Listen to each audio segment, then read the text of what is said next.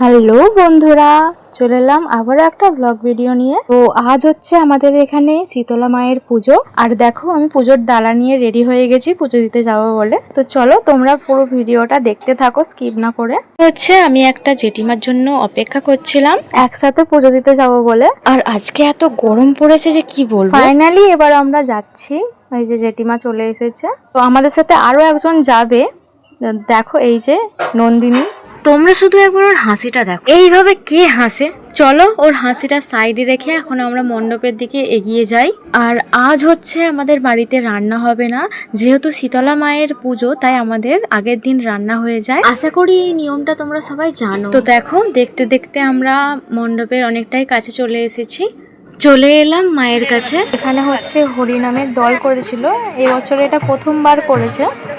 আমার খুব ভালো লেগেছে, এখানে হরিনাম হচ্ছে আর তার সামনে হচ্ছে শীতলা মায়ের পুজো।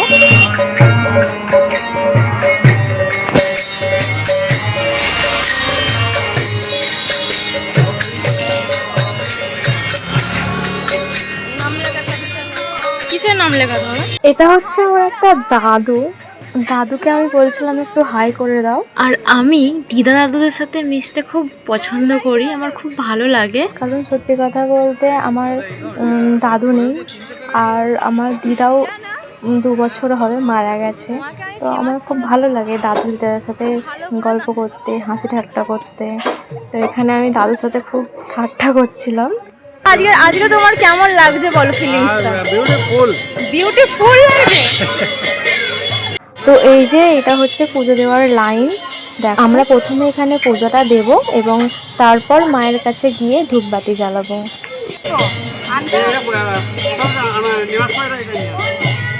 এই যে এখানে নন্দিনী ধূপ দেখাচ্ছে, যে কাকে ধূপ দেখাচ্ছে আমি বুঝতে পারলাম না, কারণ মা ওইদিকে নেই, মা আছে সামনের দিকে। ওর ধূপ দেওয়া দেখে আমারও মনে একটু কনফিডেন্স এসে গেল, তাই আমিও চলে গেলাম ধূপ জ্বালানোর জন্য।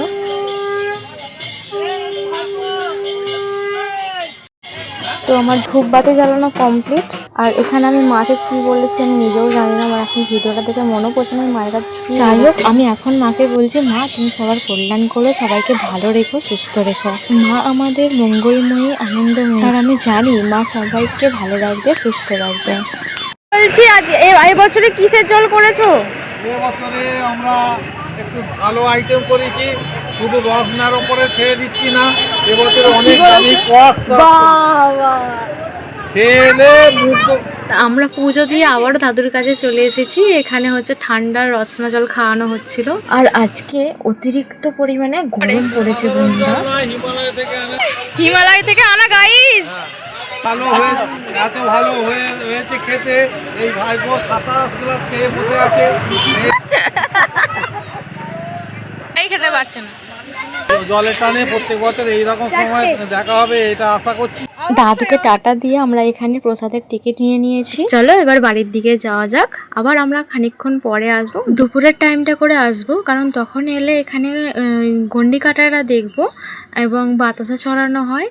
তো তার জন্য আমরা দুপুরে আসবো একবারে। আর যা রোদ্দুর উঠেছে এইভাবে থাকা যাবে না, অসম্ভব একটা ব্যাপার।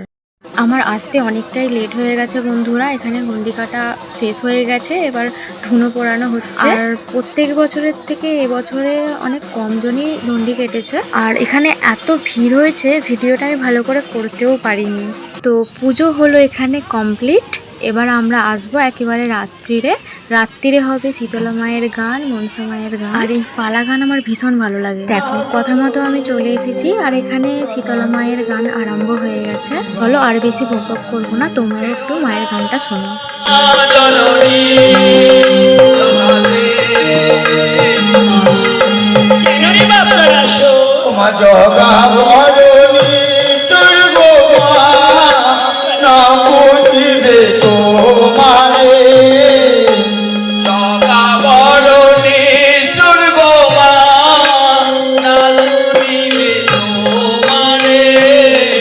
জগা ভরণী জয় গোমা না পুজিবে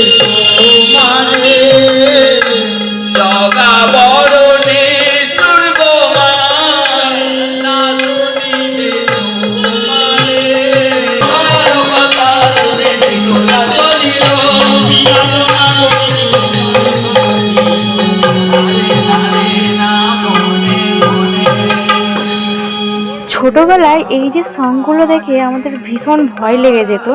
তো এখন এখানে এই যে সংটাকে দেখে কতগুলো বাচ্চা এত ভয় পেয়ে গেছে যে কি বলবো। বাচ্চাগুলোকে দেখে আমার ছোটবেলাকার কথাগুলো মনে পড়ে গেল।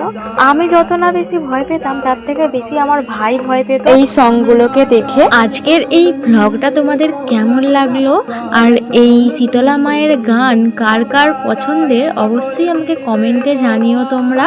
ভিডিওটা ভালো লাগলে একটা লাইক করবে আর আমার চ্যানেলটা সাবস্ক্রাইব করে আমার পাশে থাকবে। আমরা যাই সকল মিলে গো, আমরা যাই সকল মিলে। এই শীতলা মায়ের গান শেষ হবার পরে আবার মনসা মায়ের গান আরম্ভ হয়েছিল, কিন্তু আমাদের এত ঘুম পেয়ে যাচ্ছিল যে আমরা চলে এসেছি বাড়িতে। আজকের ভিডিও এতটাই, দেখা হচ্ছে নেক্সট ভিডিওয়। ততক্ষণ তোমরা সবাই ভালো থেকো, সুস্থ থেকো, টাটা।